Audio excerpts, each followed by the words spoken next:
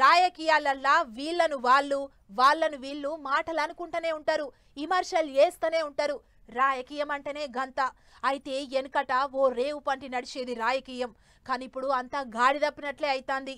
ఏంటికంటే గీ నడుమ లీడర్ల ముచ్చట్లు దారి తప్పుతున్నాయి, వాళ్ళ చేతలు కూడా కట్టు తప్పుతున్నాయి. ఇక చూడురి ఏమైందో ఇక్కడ.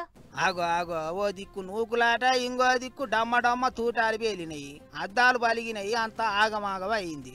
ఎమ్మెల్సీ చింతపండు నవీన్ ఉన్నాడు కదా, గదే తీన్మార్ మల్లన్న అంటుంటారు. గాయన ఆఫీసు మీద తెలంగాణ జాగృతి కార్యకర్తలు దాడి చేసిండ్రు.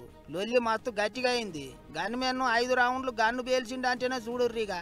ఓ దిక్కు గాలిలకు తూటాలు వేల్చినా సరే ఆగకుండా అంత పరంపరం చేసిపోయిండ్రు. లొల్లి ఎక్కడొచ్చిందయ్యా అనంటే తెలంగాణ జాగృతి అధ్యక్షురాలు కవితను ఎట్టబడితట్ట మాట్లాడిండట చింతపండు నవీను. గా కోపం అంతా ఆఫీసుకు పోయి గిట్లెల్ల తీసిండ్రు. ఎమ్మెల్సీకి కూడా దెబ్బలు తాకినాయట.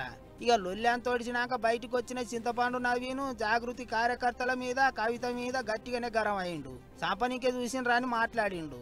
బీసీల రాజకీయ పార్టీ రాబోతుందనేటువంటి అంశాన్ని మేము ప్రకటించడం, గంటన్నర తర్వాత ఈ కార్యాలయం పైన మా పైన హత్యాయత్నం జరగడం, కల్వకుంట్ల కవిత ప్రేరేపించి ఇక్కడికి తోలిచి హత్యా ప్రయత్నానికి పాల్పడింది.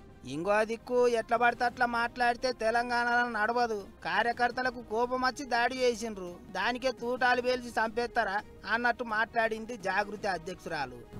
నా వెనుక లక్షలాది మంది తెలంగాణ ఆడబిడ్డలు ఉన్నారు, నా వెనుక లక్షలాది మంది తెలంగాణ అన్నదమ్ములు ఉన్నారు. నేను మామూలు ఆడబిడ్డను కాదు చెప్తున్నా. అగ్గి రవ్వనై రగులుతా ఎక్కువ తక్కువ వేస్తే.